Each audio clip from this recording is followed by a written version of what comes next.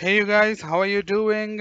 Welcome to my channel Naga Konada's Dev Tips. This is a quick and dirty tutorial that I was hoping to do for some time. I just wanted to show how the custom events functionality works in JavaScript. This is part of the JavaScript tips playlist. You can find this video in that playlist in my channel. So if you're new to my channel, please do subscribe. Watch all the tutorials and tips that I provided there. This has started very recently, I think just a month over in the month of June, and I'm pretty excited because I am planning, actually hoping to plan and do some very serious tutorials on the latest cutting edge technologies in the web platform, especially JavaScript, and also provide some useful tips and tutorials that would otherwise be either costly or rare, and people just generally tend to avoid or forget those nitty-gritties of the web platform. They're very cool, and yet they're very useful if you want to be serious in this business. All right, let's get started. For this tutorial or tip, I'm going to use something called Codepen. If you have not used it earlier, I would highly recommend that for your learning. It's an online tool. Codepen.io is the website. I'd highly recommend that for many reasons. One is that you have so many things that you can learn by just simply coding instead of going through books or videos. Just a nice way to get kickstarted with your learning is to just go to a web editor. I mean, example like Codepen. Just go to some kind of a text editor and type coding, start coding. That's the best way to learn any technology, and especially that is true for web technologies. I remember doing a lot of trial and error coding in JavaScript and all the other technologies, but especially JavaScript. And I found it very useful that these online editors like JSPin or CodePen, and there are some other editors. I'm going to soon create a video on just these online editors, which are quite popular these days, being used by many of the famous and popular frameworks out there, just to depict their examples, just to make their documentation more illustrative. They include these online code snippets, which are actually hosted in these editor platforms, and it's really cool. There is Plunker, there is JSBin, JSFiddle, and many other things. So which I'm going to cover in an upcoming video. Do check that out. Please do subscribe to my channel so that you'll receive those notifications as well. So let's get started. So what I wanted to show is let's do a demo. So there's a text field here. It's just a web page with blank page with a field and a button, right? So if I type something like my name, and click on this trigger event, and it fires that event, and I'm listening to that event. I'm capturing the content coming from out of that field and putting it somewhere else in the page. This seems pretty straightforward, right? So we can use a click event for this, but the main reason I'm keeping this simple is that this can be extended to any level of complexity. I believe this is one of the core technological aspects of all the front-end frameworks, is that they would be able to keep track of the changes that are happening in various sections of the component, and then update other parts of the components through bindings and listeners, right? So this is what is happening, but the default events that come out of the DOM or the core JavaScript are very limited to what the DOM can do, but that is not enough. If you want to have your own custom tracking of whatever content and kind of the fields that you are using in your application or in your components. That's what the main objective for many of the front-end frameworks like Angular or React or Vue or any framework for that matter. They want to track your changes to the content that you do or that happen automatically, and then they want to update other parts of that data or do some other stuff asynchronously behind the scenes. So custom events is such a cool thing that is already there in JavaScript, ES5 version of JavaScript and beyond. And it will be really great for beginners to learn how these custom events can be triggered. And it's going to be a very cool arsenal in your JavaScript technological stack.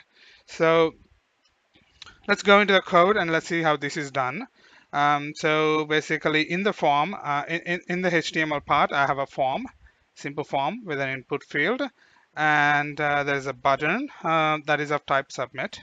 It says trigger event. And there is a div adjacent to the form, and the ID of the div is listener box.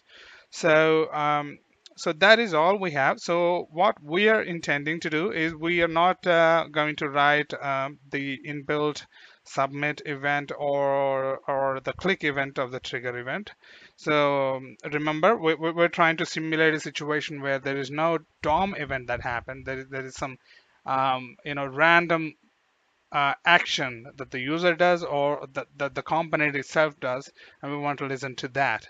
So that is when the custom event comes into picture, right? So this is some CSS just to make the font bigger and prominent. We can hide that, and let's open the JavaScript part, which is very, very simple.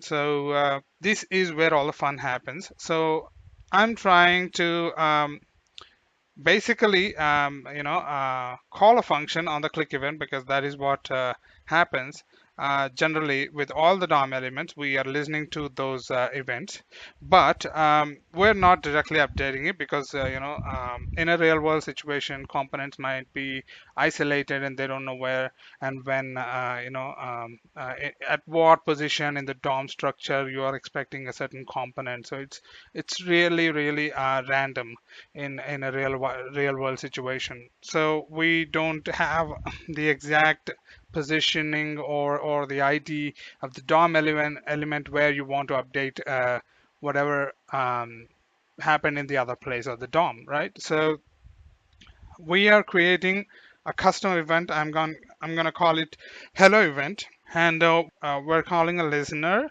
called trigger event on every click of the button, right? So what happens here is that we're going to prevent the default because we don't want that to get submitted.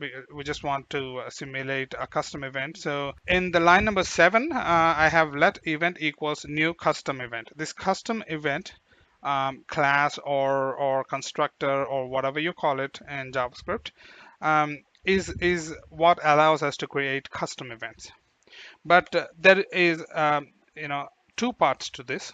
One is creating the custom event, and we're going to give the first parameter being the name of the custom event that we want to trigger. And the second parameter is an object, which is like a payload. And there is a mandatory parameter called detail if you want to actually access some sort of a data that you want to be passed from wherever you're triggering the event to wherever you want to listen, right? So this is the payload that gets passed to that. All right. So we're going to declare that like this. So in which we're taking the text that is being input into that text field using document.query selector of hash message field, because that is the ID of that input field, and then getting the value of it. It's pretty straightforward. What is important is the key here. This key is important because we're going to use the same key to actually access the value that is being passed onto the listener using this event. But there is the other part. This is just the first part. The other part is window.dispatch event. Basically, you can use dispatch event on any DOM element. But the only thing we have to make sure is that the DOM element on which we are listening or dispatching the event has to be able to, we need to be able to listen to that event, right? So we have to either get that event as a bubbling action, okay? So, or you can, avoid the complexity and make sure that the element on which we are dispatching the event and the element on which we are listening that event are both the same element. In this case, window. So what we're doing is we're adding an event listener like we do in any other scenario or any default DOM events that happen. So, but the name of the event is going to be the same name that we're using here in the first argument of the custom event, constructor function, and then the listener will take a callback, and the callback will get that event which is getting fired using the window.dispatch event. So the same event object comes here, and what we are doing is we are going into that detail which is over here, and then detail will have this payload, and then we already know that there is a message, and we're taking that message and we're populating that message in the using the inner HTML attribute of this div. Using the query selector, we're getting that div. So this part, lines 14 through 16, can be anywhere else, whatever maybe the file in the same page. It could be in a completely different JavaScript file. And this whole part where we are creating the event and dispatching it can be somewhere else. And this doesn't have to be a listener to some sort of an event on the DOM element. It can be, quite as well triggered manually, because this event is not being used anywhere in our custom event functionality. The DOM event is not being used anywhere here. So we're just trying to simulate a real world situation where we want to trigger some update somewhere else on the web page through some action that is done by user or automatic action. In our case, we're using a click event, which is a user action. So yeah, so that is what it is. So maybe there is an Ajax call and you fetched some data from the backend, and you want to update 2-3 places on the web page, but they are all scattered across, not in the same place, or we don't know the DOM IDs or whatever it is to identify those elements. So we use these custom events can be quite useful in alerting whoever is listening to on that page about the new content that arrived from the backend through the Ajax call. So it's quite powerful and quite useful. But the only downside is that these event names, if you have so many event names, you have to make sure they're namespaced in the sense that they have to be unique. So it would be very if you have so many things going on, so many custom events being thrown around, and you're trying to listen to so many events.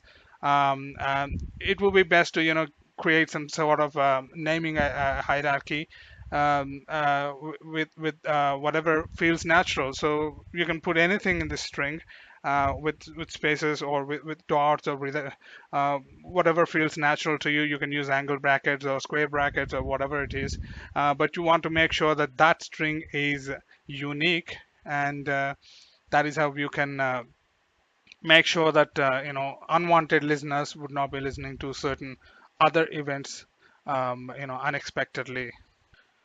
All right, so that's about it. It's a very quick and dirty tutorial if you're a beginner, you'd be feeling at ease with this stuff. And if you're a seasoned professional or a semi-pro, you might take this as a refresher. of your knowledge on the custom events. So I hope that you enjoyed listening to this video, or having this little tool tip in your arsenal. So see you around, and please do subscribe. And the link to that Codepen that I just showed you will be there in the description of this video. See you in the next one.